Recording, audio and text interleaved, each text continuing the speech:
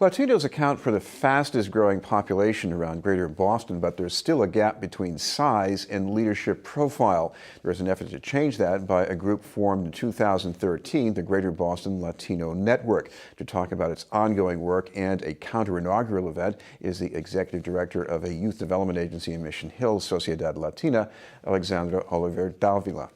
Thank you very much for being with us. Thank you for inviting me. First of all, talk about the timing right now, because this whole country is going through a pivotal moment here, to put it politely. What does this mean in the Latino community?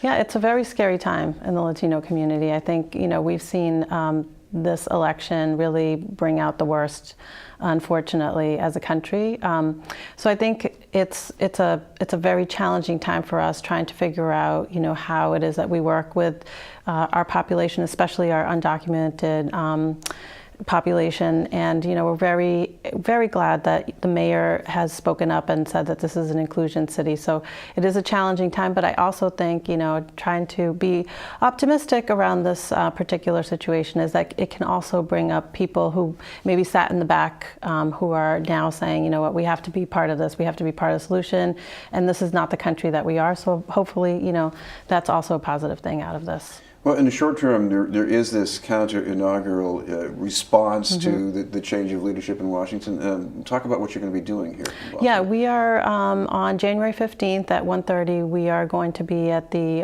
Boston Public Library in Copley, and we're going to have writers doing spoken word. We're going to have different artists really talking about what does it mean to actually have a democratic country that values everybody. So we invite anyone to come, and if they have arts that they'd like to present, they're welcome to do that as well. Well, talk about what you mean by leadership, because the first thing that crosses my mind is, well, there ought to be more candidates running and more candidates winning, but it seems to me it's a lot more than that. Yeah, I think, as an example, at Sociedad Latina, we focus on civic engagement with young people. I think you have to start really early because many countries in Latin America, we have had very tumultuous situations. When we have dictatorships, there's a lot of, crime that happens towards people, torture, etc. So people come with a sense of not being involved in government and that we shouldn't really have a voice because it's scary. So I think many of the young people that we're working with are coming from countries like this. And so we're working with them to, one, show that it's safe to actually have a voice in this country, that we can actually speak up for ourselves. Two is really working with them to figure out what are the issues in the community and then how they actually can solve a community problem. I think giving young people those kinds of opportunities where they're actually successful to pass policies, to talk to elected officials.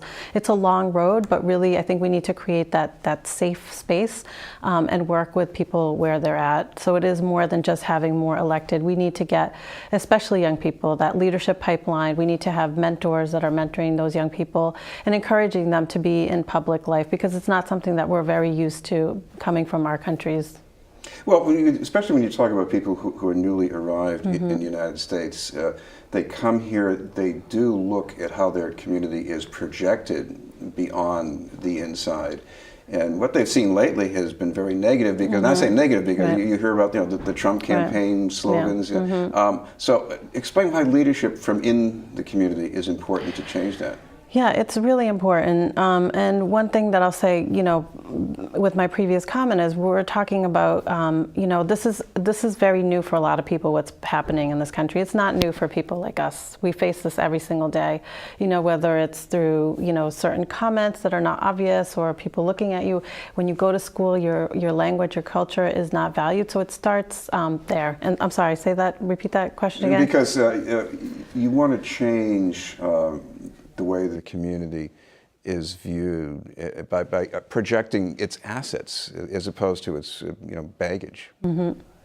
Yes, that's exactly what we want to do. I think the reflective representation is really important because people buy into that. it's legitimate. And when we have people that are reflective, so if we have Latinos that are in elected positions and task forces, appointments, et cetera, they bring a certain experience that might not be brought by somebody else who is not Latino.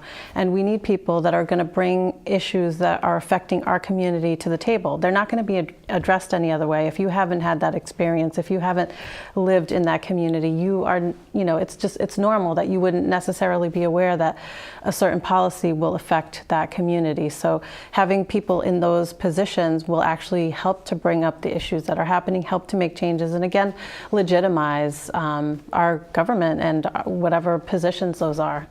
Well, for you, leadership is at least two different things. You run a nonprofit in the Mission Hill neighborhood, but you're also on the Boston School Committee, and that's not just about one community. So talk about what that experience has been like for you. Yeah, it's not just one community. Obviously, I have to represent all students, all 56,000 students. I'm proud to be part of the school committee along with Dr. Uriarte, who is also Latina, but it is important that with the experience that we have, that we are bringing things forward that have to do with Latinos, that have to do with English language learners.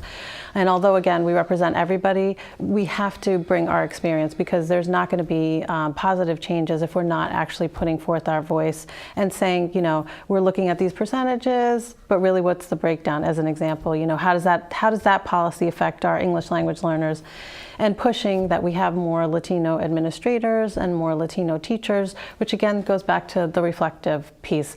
If you're in school and you see teachers and administrators that look like you and have experience like you and speak your language, you're more likely to engage with them and have a positive encounter and see yourself within the school day versus going to school and checking your culture and language at the door. We're talking about the Greater Boston Latino Network with Alex Oliver-Davila.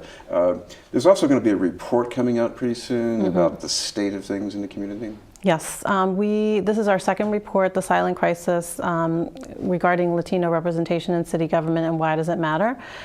So the last report really showed it was not really a surprise. We covered Chelsea, Somerville, and Boston, and not really a surprise that we are not represented in major decision-making tables in city government, whether that's through cabinet appointments, department appointments, or appointments to commissions, et cetera. So this will be our second report. And we hope that it will continue the conversation of why it is important to actually include Latinos in city government. And this is city government. We would love to have done a lot of different sectors, but we're small and we're starting somewhere. But this is not unique to city government either. This is really, if you look at philanthropy, if you look at hospital institutions, if you look at higher education, Latinos are not at the table. I want to go back to your own life because leadership isn't just having the ability to lead, it's having the inclination and the drive. What gave you that? My mother. She actually was a sports journalist. She went to school here at BU. Boston University. Yeah, she was an RKO scholar. And she was always involved in social justice issues. She would take us to marches when we were tiny little, protesting all the time. And she taught us to really be engaged in the community and really, to make sure that things didn't go by us and that we were not participating and that it was not okay to just sit on the sidelines. Well, we'd like to close with a reminder about the event that's happening this weekend, about the time and place once again. Yes, it's January 15th at 1:30 p.m. and it's going to be at the Copley Library. And of course, you have a website with more information about the network. Yes, it is greaterbostonlatinos.org. All right, thank you very much for being with us. Thank you so much. Alex Oliver-Davila. In a moment, we'll hear about a new art exhibition in Dorchester.